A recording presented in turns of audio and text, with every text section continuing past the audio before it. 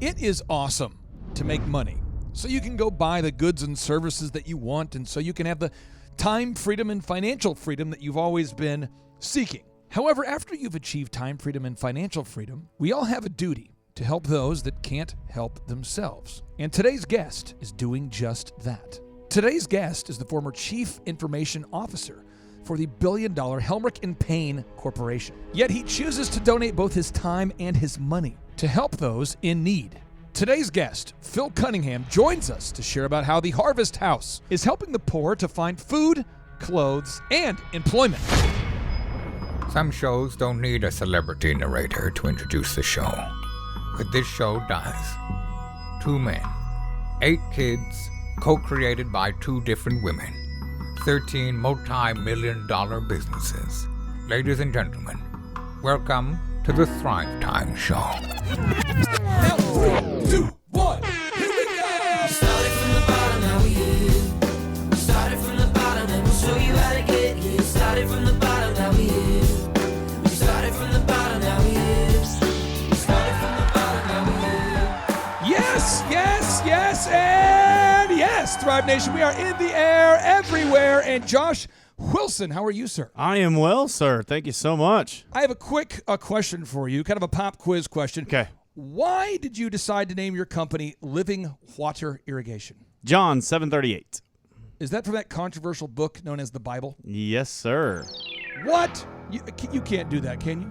We can and happily have done so. What is the purpose of Living Water Irrigation? I know that you dig trenches and you put in sprinkler systems, but what is the purpose? So our main goal as a company, my purpose, I believe, to live here on this earth and what God has set me out to do is to make money and give it away and help fund the kingdom. So really, I mean, the question comes down to, what is the point? Yes, sir. So I remember being back in my college dorm room going, you know, if I could sell enough DJ services, eventually I could buy a house. Yes, sir. So I was 20 years old. We built the house. And then I thought, you know, if I could sell more DJ services, maybe I could get my wife furniture in the house. And then maybe we could go on a vacation. And then maybe we could eat organic. And then maybe we could get kombucha whenever we want. And then maybe we could go on dates once a week. And then we said we have 5 kids. Then we could have 5 kids. Then we could get a pool. Then we get a hot tub. Then we get a man cave. Then we get a bunch of microphones I don't need because I already have enough microphones. Then we need 3 times more microphones. And then you start to say, what's the point? Today's show is about what's the point. Love it. And so I heard a story from Chuck Ramsey, the owner or co-owner of Shaw Homes. Yes, sir. And he says, there's a guy in Tulsa that's kind of doing what you are, but in a different way. I said, what do you mean? He goes, he's trying to make a big impact, and I think you know him, but you probably forgot you knew him. And I said, really? And he goes, yeah, you know, from church. He says, Phil Cunningham, the Harvest House, this organization is phenomenal because it's empowering the poor and it's transforming lives.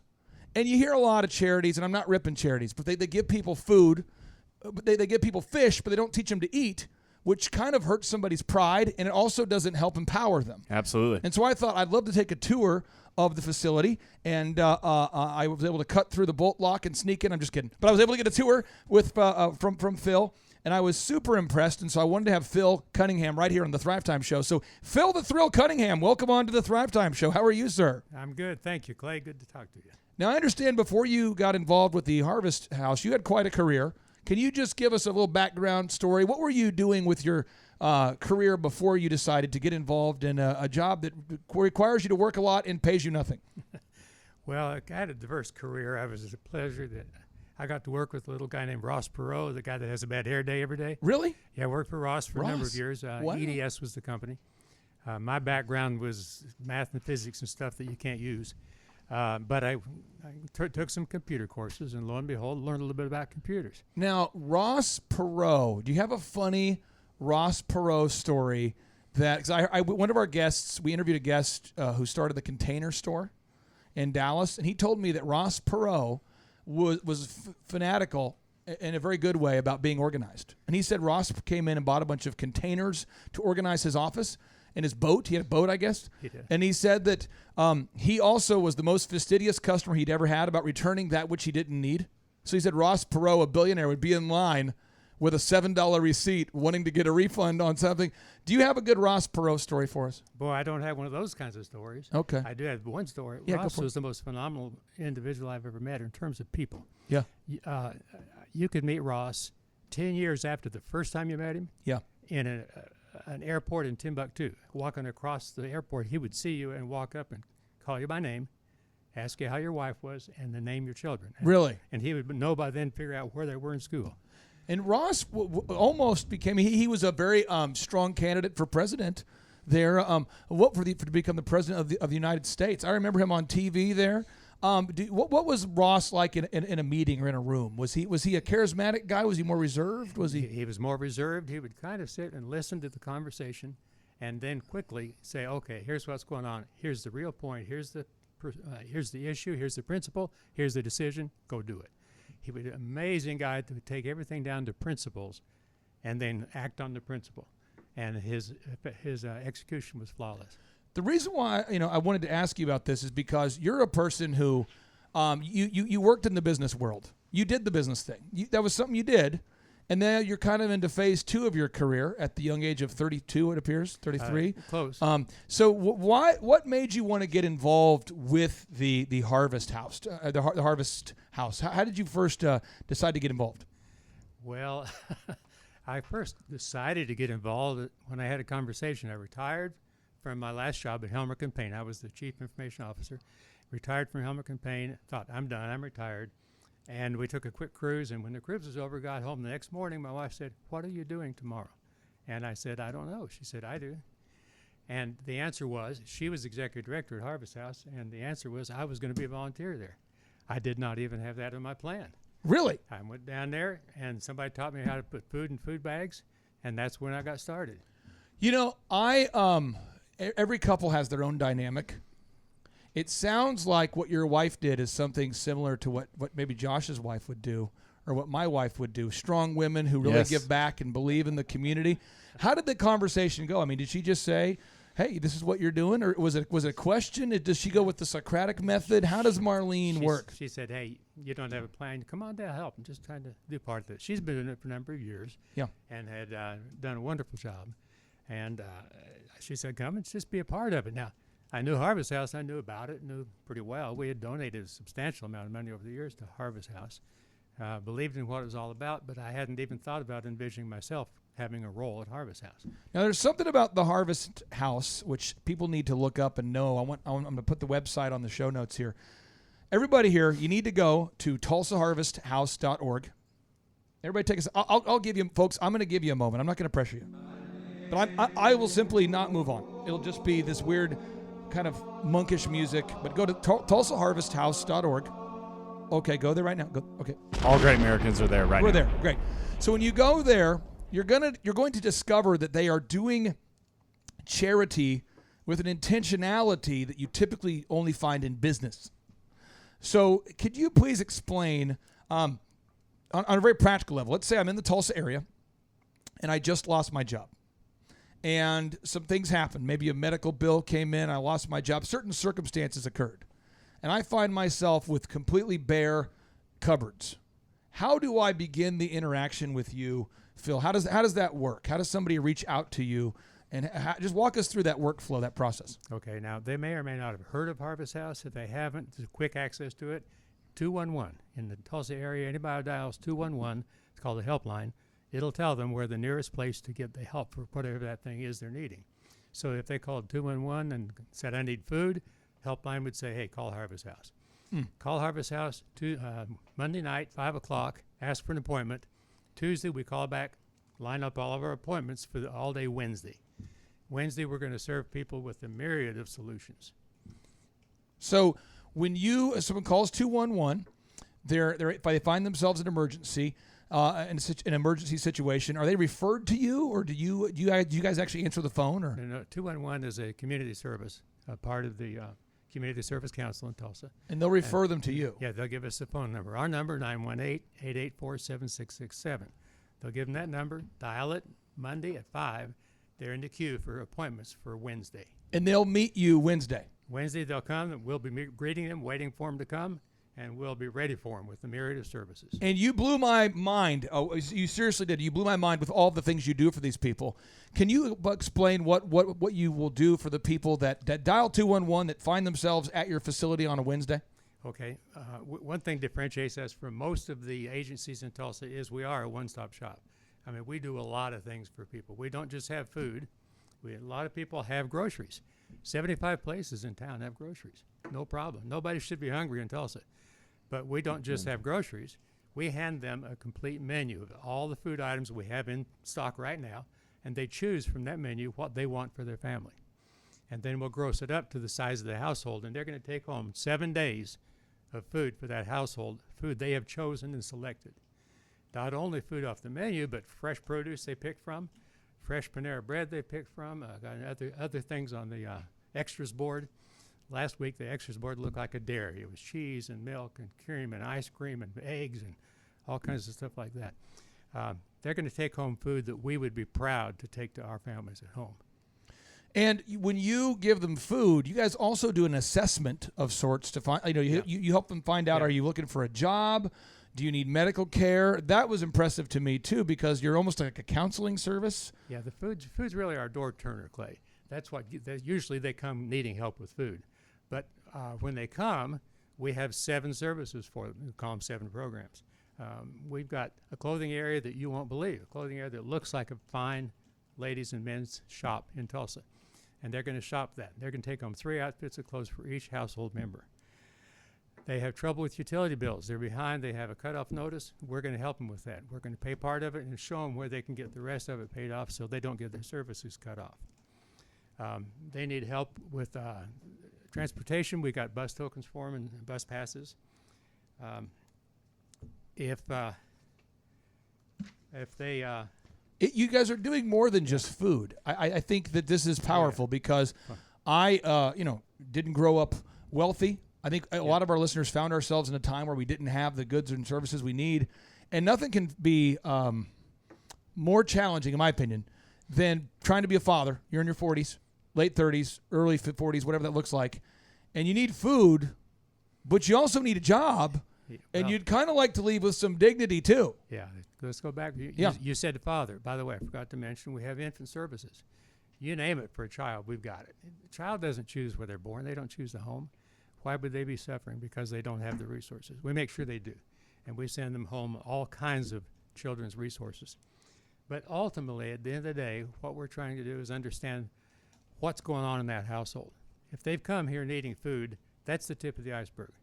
Most often, the issues at the household are much greater than that. All kinds of household family and relationship problems might be there.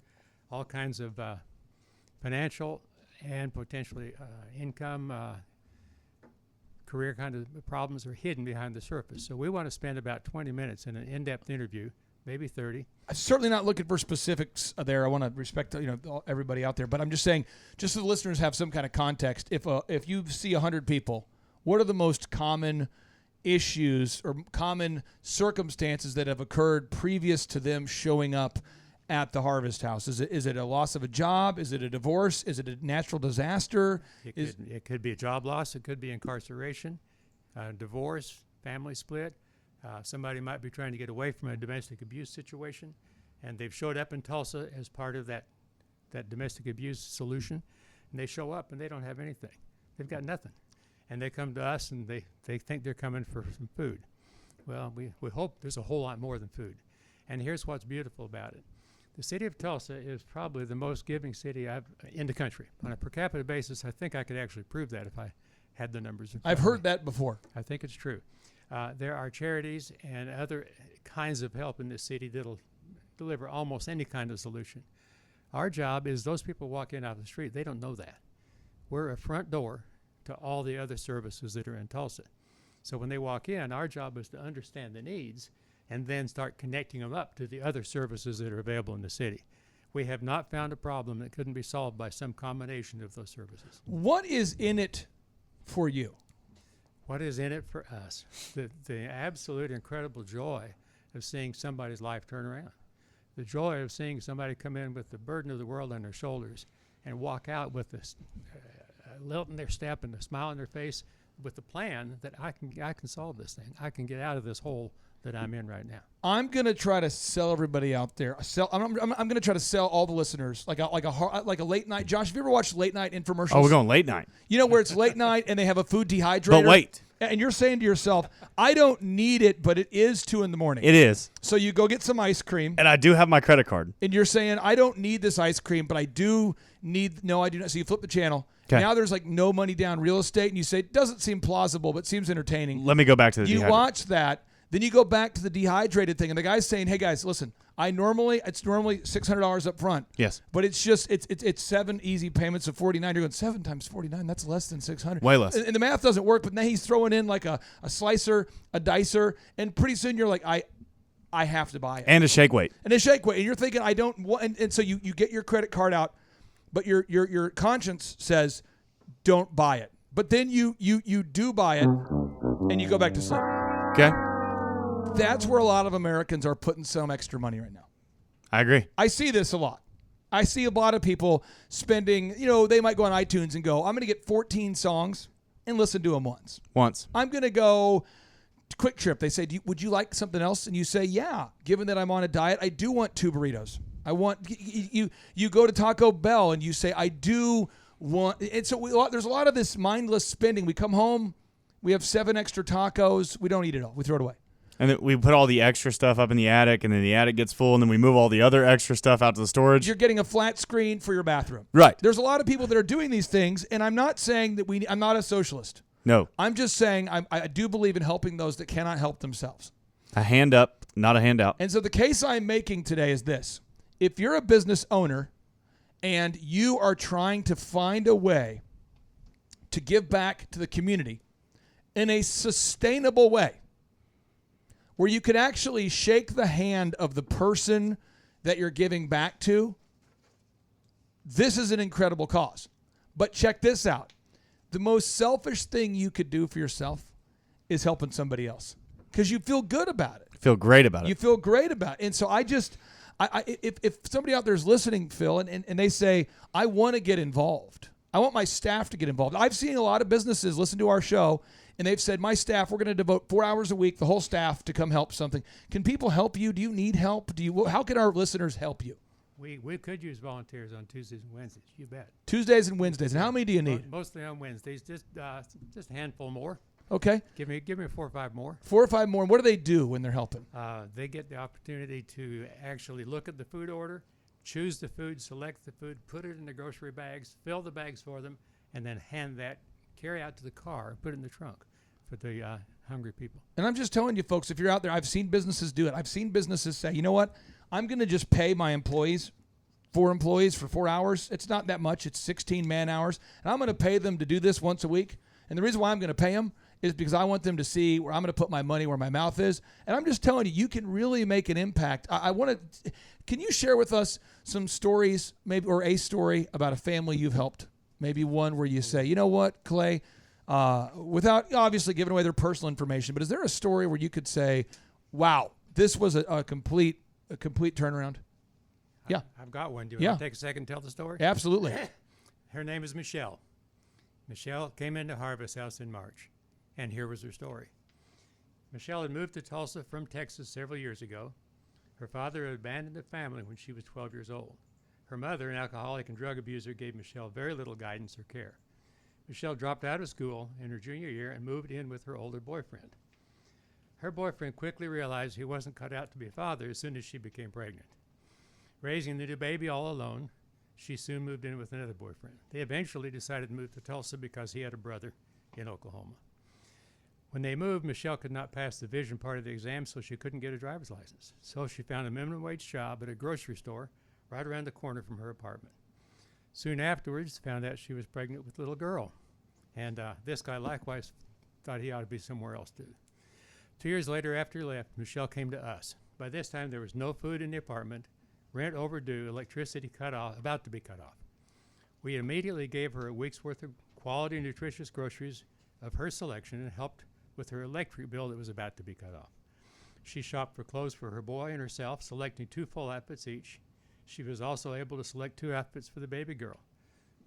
blanket, box of diapers, baby food, baby shoes, and more. We realized she also needed help with her vision, so we gave her a voucher for an eye exam.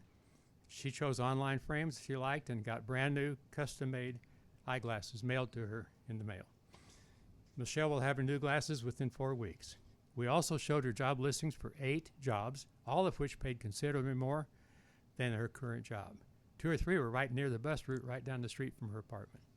She was unaware of housing assistance options in Oklahoma, so we explained where to find the nearest DHS office, where she could apply for Section 8 subsidized housing, food assistance, SNAP, and could enroll them in Sooner Care. We showed 2 agencies that could help her with her past due rent at no cost. We gave her a brochure for a GED school that she could finish her education, connected her with several training programs, providing her job skills at no charge. She had not seen a doctor since her daughter was born, so we gave her lots of information about Good Samaritan free healthcare services that makes a stop right near her residence. Michelle's son was struggling with behavior issues. The teacher said it was a male influence, so we connected her with Big Brothers and Sisters of Tulsa to help provide positive male roles. We also introduced her to CAPS, where her daughter could get a head start on preschool along with the free daycare where Michelle works.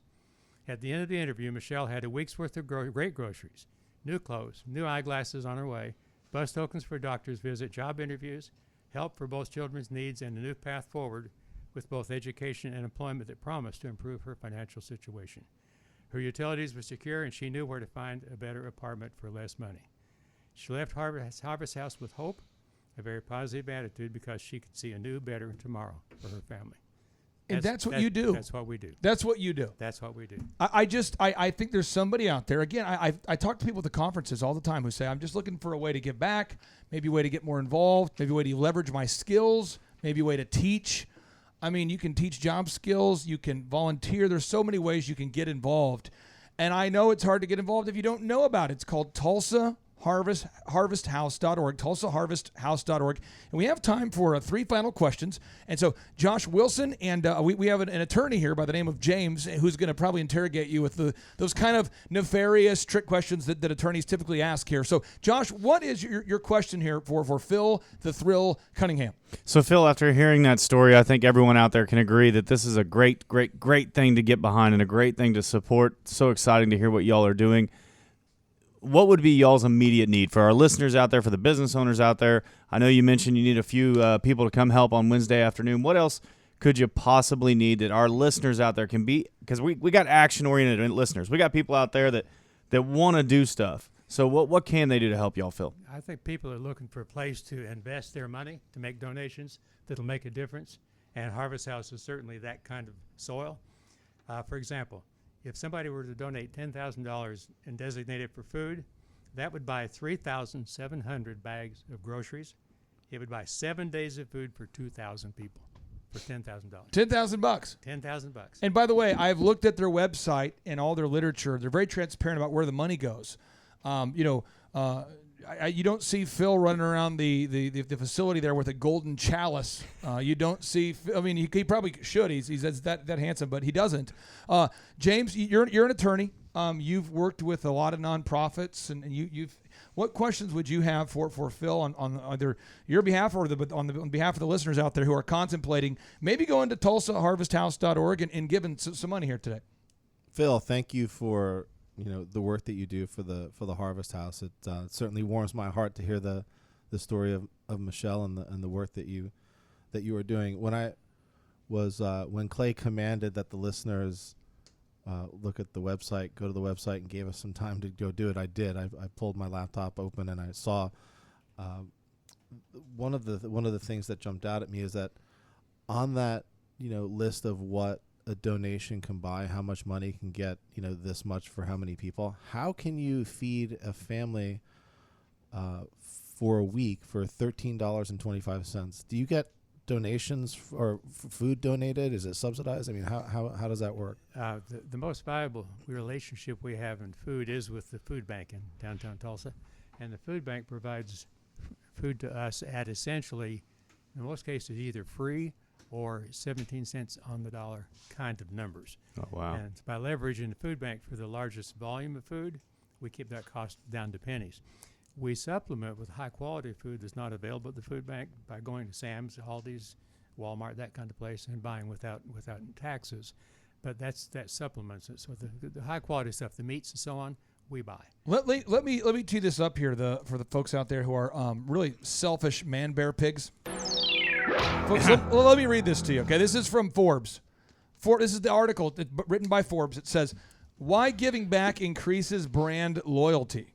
All right. It says, when people think about corporate responsibility, Tom's is the first brand that comes to mind. It's popular. It's the popular buy one, give one campaign that not only millions of – anyway, we all know about Tom's shoes. We all know about it. Right. We all know about the campaign that gives millions of people shoes, but it also has created this unbelievable loyalty. I'm telling you, folks, if you're out there, for Elephant in the Room, what we did years ago, my wife is smart. She made the decision. She said, every time we cut somebody's hair for the first time, let's donate that dollar to Compassion International. Well, we made that one-time decision.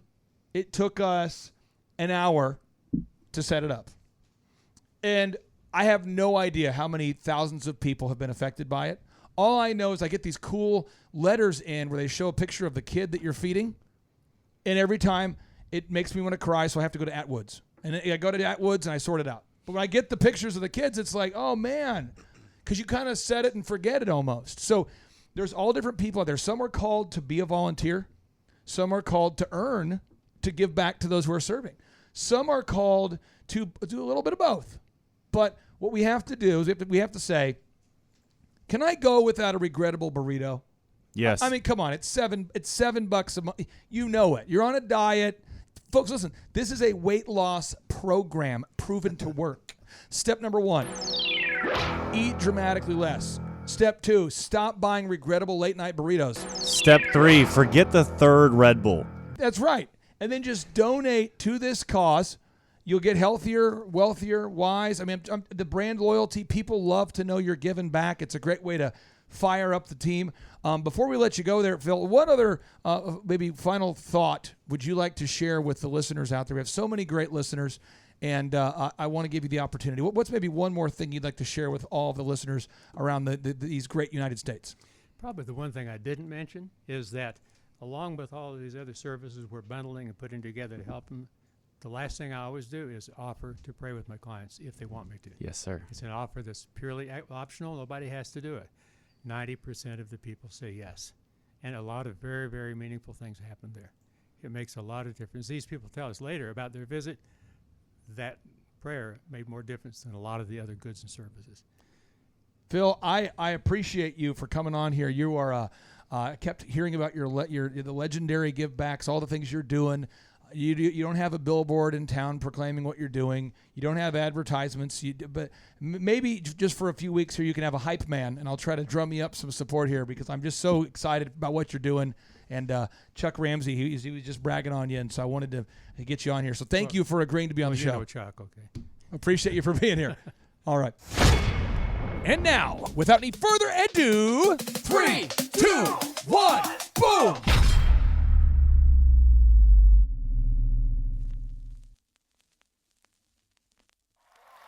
If you don't understand you're the one, you won't understand why you're being attacked like you're being attacked. Whenever the enemy knows that the one is coming, he always sets traps to stop them from succeeding because they're the one. And to him whom much is given, much is required. And so the text starts out talking about Abraham because Abraham is the one. And Abraham had to move out from his country and away from his kindred because he was the one. So he was a misfit because he was the one.